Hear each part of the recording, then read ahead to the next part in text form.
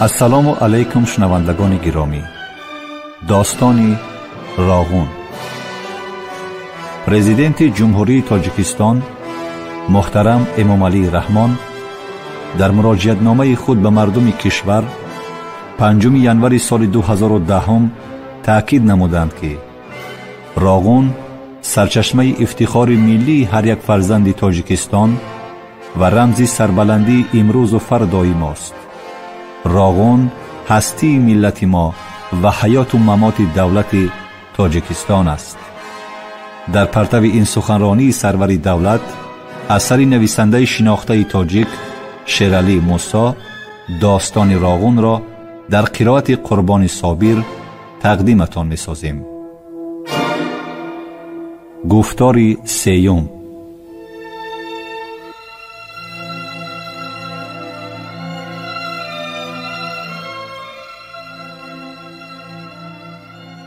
کارگران چون یک تن به کار شروع کردند. من این بحث عجایب را با دقت گوش کردم.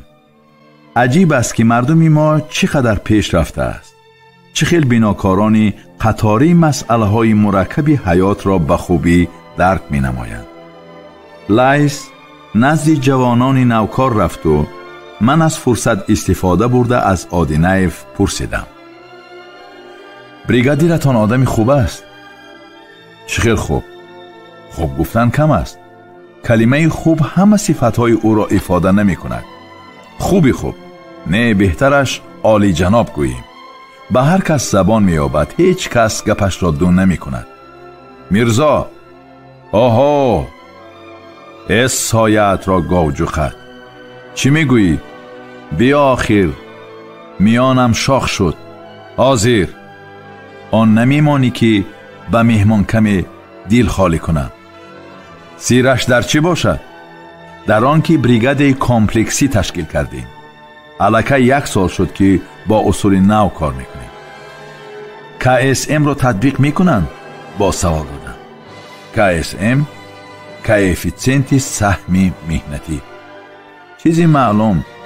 تقسیم مزد با راهی به حساب گرفتن KSM شکلی پیش قدمی هوسمند کنی مهنت امکان می دهد که مناسبت شخصی هر یک نفر به مهنت به حساب گرفته شود. تطبیق می کنند، می گوید برهان. فقط نادرست از روی قاعده KSM را باید شورای بریگاد معین کند. در آنها باشد بریگادیر خودش معین می کند. عادلانه تقسیم می کند. بریگادیر را طرفداری می نماید آدینایف. همه قناعتمند. ها از دو سر نادرست. برهان در گپش می ایستاد. یک آدم نباید چنین مسئله را حل کند. آدینایف باز لب به اعتراض کشادنی بود که همکارش او را صدا کرد: میرزا، خرچی نادرست میگویم. بس کنی، این به حرمتی. مانده از اسب فراید هم از او زنگ و پای نمی گرفت. میرزا، به حرمتی بود است. اوف، مانده شدیم. شما تازه آدمی غلطی بودید کو؟ لایس آمد و با زرده گفت: میرزا، لبی، شرم نمی داری؟ خیر هیچ گپ نی. تسلیم می شود میرزا. میرزا را اصلاح کردن ممکن. این گپی دیگر. قناعتمندانه تبسم می نماید برهان و به لایس مراجعت می کند: تنقید را دوست نمی دارید لایس. کی دوست می دارد تنقید را؟ آخر تنقید شکلات نیکو. درست، شکلات نی. شورای بریگاد را جیغ زدن در کار. ما این را الکی به نقشه گرفته ایم، می گوید لایس و باز به میرزا روی می آرد. دویده به نزد رحیموف رو گوی که نصف روزی یعنی ساعت 2:00 به اینجا حاضر شود. فهمیدی؟ امضا میکنید؟ زود بیا، کارهای دیگر هست. فهمیدی؟ فهمیدم. داو. خوب. لایس، شما یگان مکافات دارید؟ آردن، مدال؟ نه، میخندد لایس. یگان آردن و مدال ندارم. لیکن تحفه گرفته است، میگوید برهان. تحفه کلان. چه خیل؟ автомашина سبکروی گاز 24. تحفه قیمت بها. برای چی؟ از روی جنبست سال 1981 بریگاد غالب برآمد. نقشه کارهای بیتانی را 170% اجرا نمودند. غیر از این 1,500 متر دیوار سنگین ساختند. اساس هست. شما حالا جوانید لیس. آردنهایتان حالا در پیش. وی تبسم می کند. شرمگینانه. و به دورادور نظر می افکند. برای کار لیس.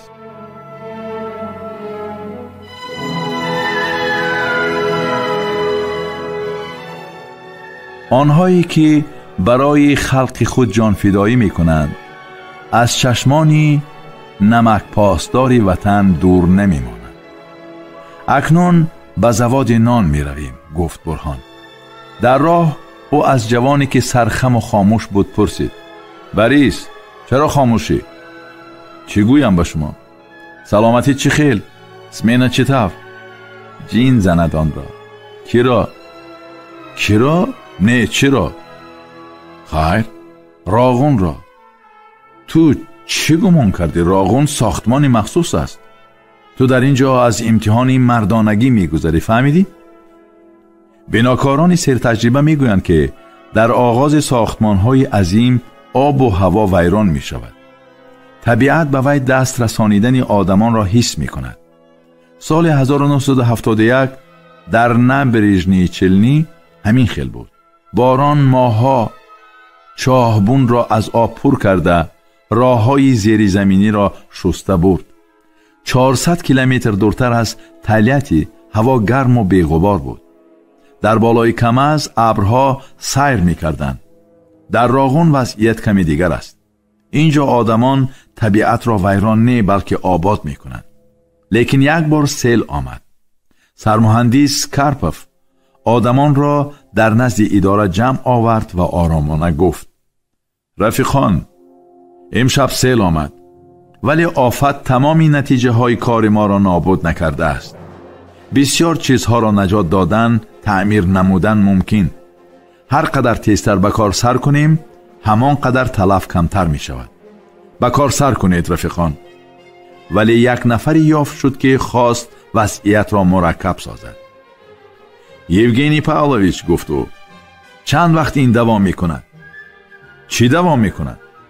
افسانه درباره بقچه سفید. افسانه؟ بعضن باران، بعضن سیل. بهترش حقیقت را گویید و مانید. کدام حقیقت را؟ آن را که بنیاد راغون افسانه است. یک نفر کارگری عادی زید او برآمد. ای بقچه سفید، کنی دومت را خاده کن، به ما خلال نرسان. رفتیم بچه ها. هر دقیقه غنیمت، وقت را نباید از دست دهیم. بعد چند دقیقه کار در جای سیل زده جوش میزد. من به نزد شما بچه ها.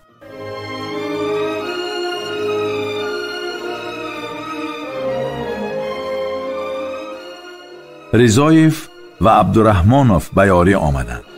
رضایف و عبدالرحمانوف آدمانی محلی هستند.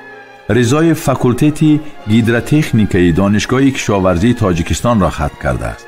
عبدالرحمانوف تکنیکومی بیناکاری را. بریگادیر ایوان ویلگلم 2 سمینه پیاپی بیتان میکشاند. بعد سمینه مانده و شلپر بزور تا وگانچه پررب رفت.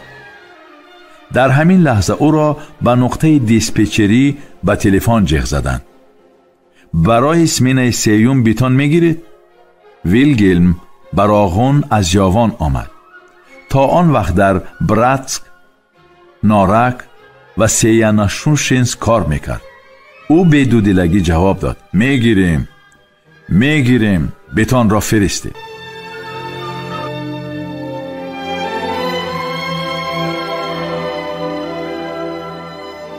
زواد نان اقتدارش 21 تانه در یک شبانه روز. تا حال نان را از ناحیه فیض‌آباد می آوردند. البته زواد خودی فایده آور است. بنابر وظیفه گذاشته شد که در مدت کوتاه‌ترین زواد نان ساخته شود. کارهای تنظیم و به کاردراری زواد را به بریگاد سرگئی کلاشنیکوف باور کردند. بریگاد در بین بریگادهای کمسمالی و جوانان راغون بهترین است. بریگاد کلان نیست. همگی 14 اعضا دارد. از آنها 3 نفر کمونیست، 8 نفر اعضای کمسمال. در کارگاه هر کس از پی اجرای وظیفه خود مشغول است. در وگانچه‌ای که خیلی تازه و آزاده بود، ورقه نقشه کار آویزان است. آن هم آزاده و زیبا. چیزهای میده چویده. نه، چیزهای میده چویده؟ نه، همه کار انا از همین میده چویده ها سر می زند.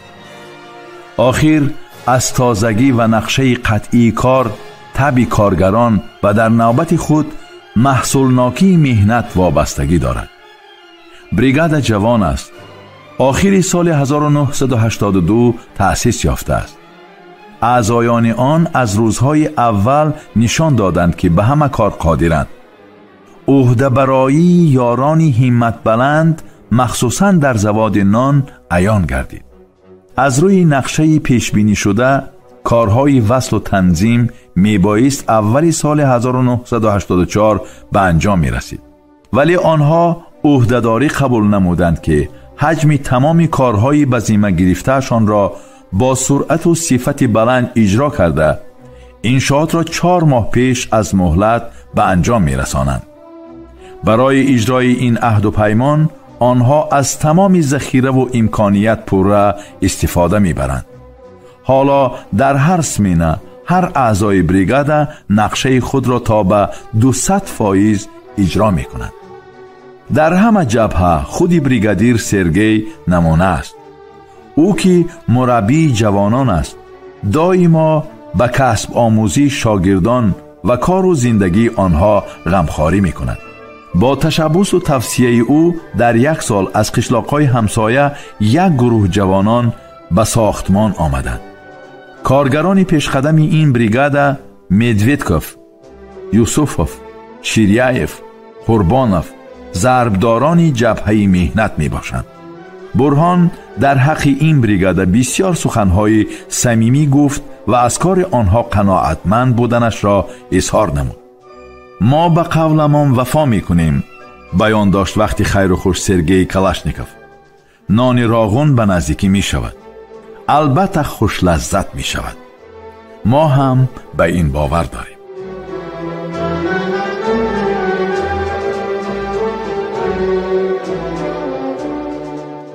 ماشینی ما سوی درغاد راه پیش گرفت. با راهی می رفتیم که بعد ساختمان نیروگاه آنجا از همه جای چقورترین بحر راغون می شده است. بعد چند ماشین داخلی نقبی 300-350 متر شد که از دل کوهی با حشمت گذشته است. از نور چراغ‌ها داخل آن روزی روشن را می ماند.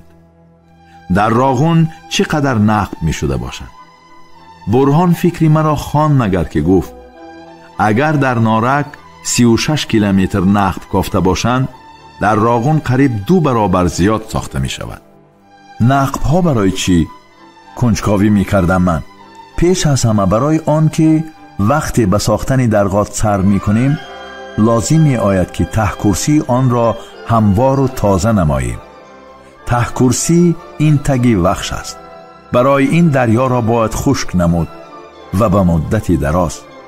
بنابر برای مجرای وخش را دیگر کردن نقب آب پرتا لازم است. 2 تا، 1 تا اش کم، بلندی هر نق قریب 18 متر می شود. با راهی نوبنیاد برآمدیم. راه جوشان میدان نام داشته است. این راه به نزدیکی به استفاده داده شد. آن را بریگاد کمسمالان و جوانان جوربک حمیدوف ساخته است. در این راه 17,000 متر مکعب مصالح بناکاری صرف شده است. حالا که راه جوشان میدان تیار شده است، بناکاران قناعتمندانه میگویند عجبا دیگر خیل شدنش ممکن بود مگر.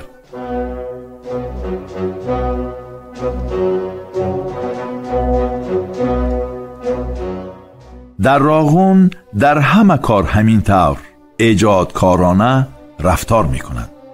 ولی هیهات نه همیشه تمام کار خوب و به قیل و قال اجرا می گردد. هنگام نو آغاز یافتن ساختمان به آدمانی از مکتب جدی نیروگاه نارک گذشته چون آینه روشن بود که قوه و واسطه زیاد به کامپلکسی زیرزمینی صرف می شود.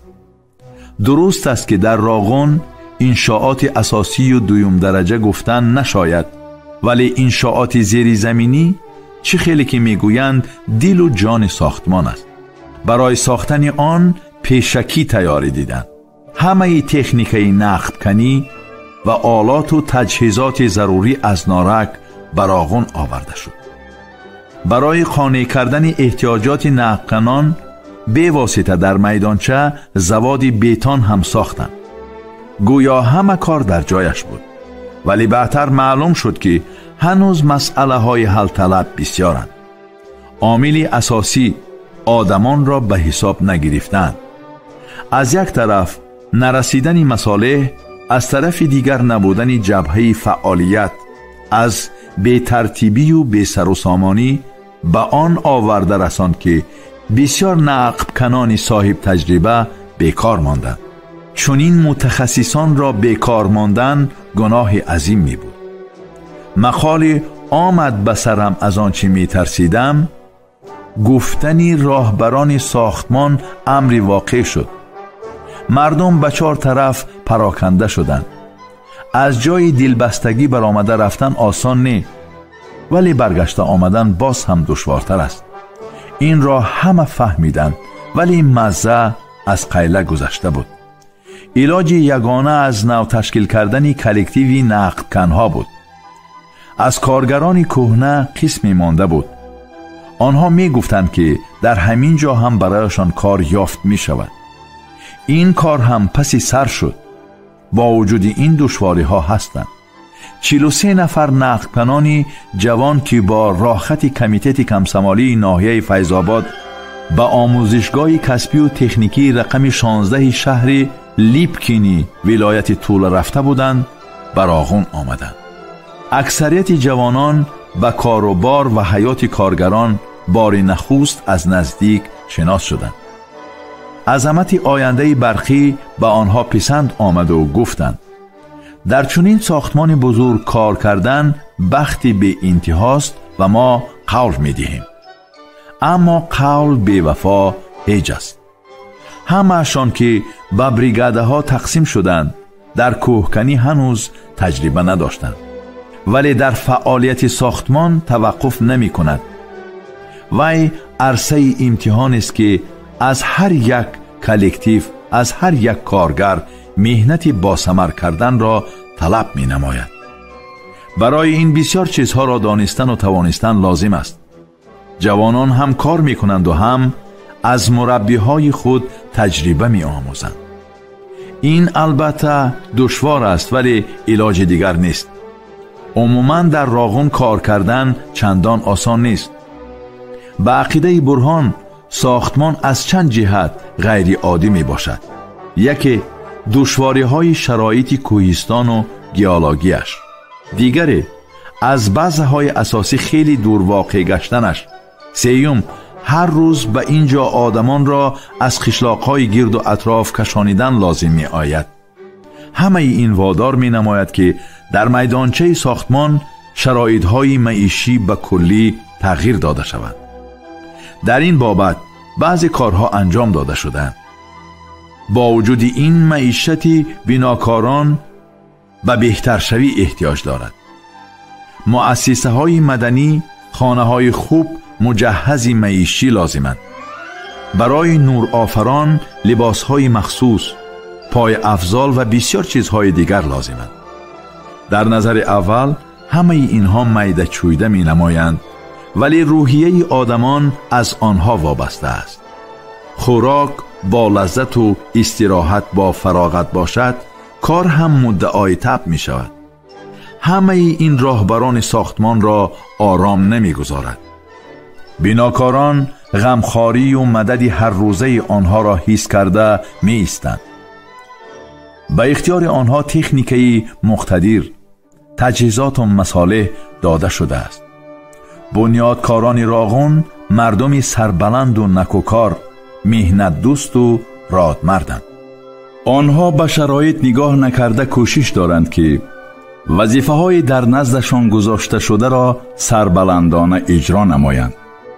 در کار ساختمان بزرگ و ساختمانچیان متخصصان کاردان رسیفسره، اوکراین، بلاروسیا و ولایت‌های مسکو و لنینگراد یاری می‌دهند. محض با یاری و دستگیری برادران کارها رواج می‌یابند. در آینده این مناسبت‌های استحصالی که نامش استافته کارگری است، افزوده داد و گرفت تجهیزات و تکنیک و ماشین‌های نو و نو پر اقتدار زیاد می‌گردد. ما از بالای کپروک موقتی گذشته سوی دهه سی چراغ راه گرفتیم. ابتدای راه همین کپروک بوده است که در 3 هفته ساخته شده است. 3 هفته قریب تمام قوه راغون به اینجا سفربر شده بود. صدها مکعب ریگ سنگ و خاک و سمنت را دریا فرو بود. 3 شبانه روز آخر بولدازرچیان و منتشچیان میژه ته نکرده با آب مبارزه برده غلبه نمودند.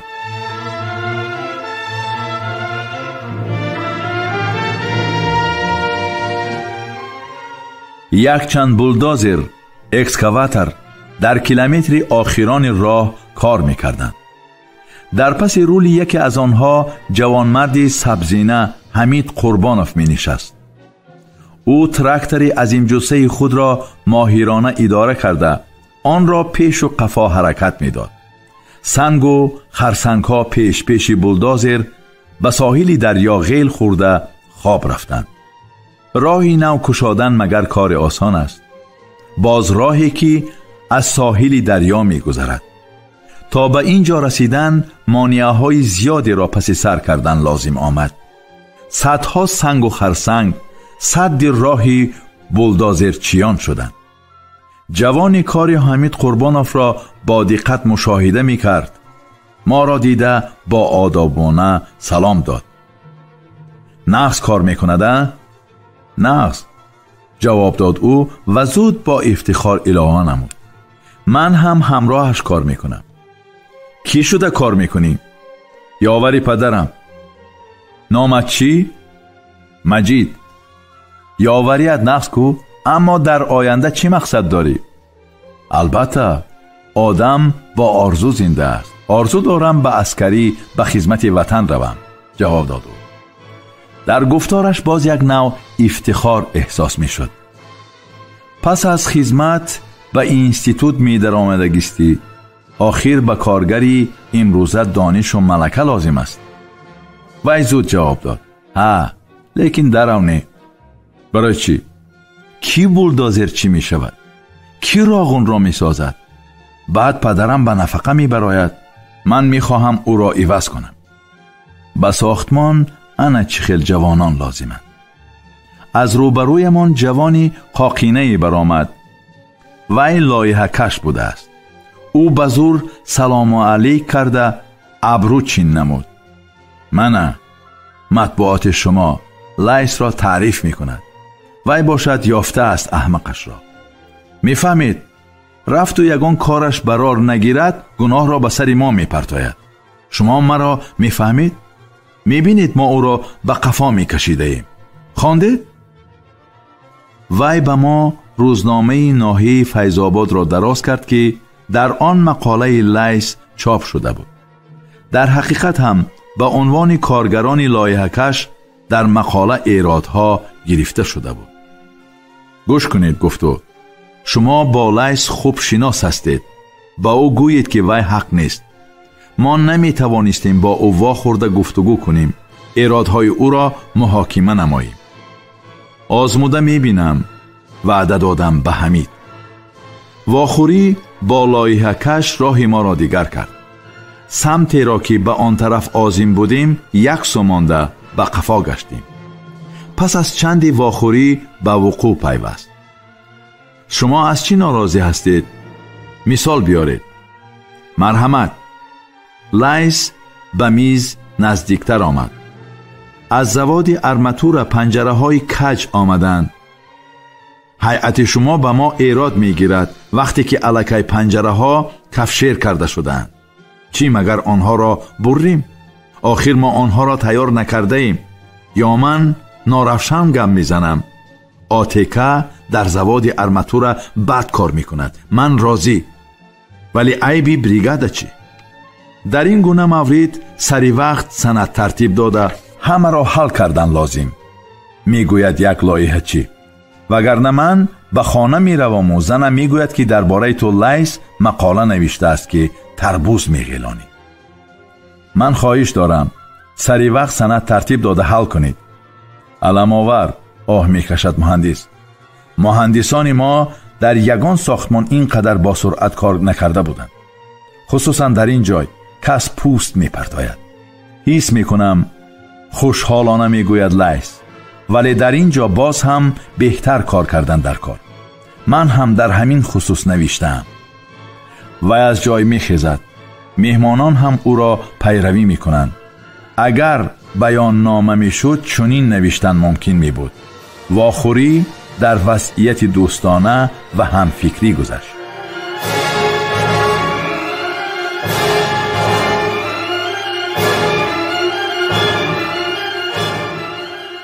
شما خوانش بدیعی را از روی اثر نویسنده شناخته تاجیک شیرعلی موسی داستان راغون در قرائت قربان صابر شنیدید. کارگردان الهام کنجیف. پایان گفتار سیوم.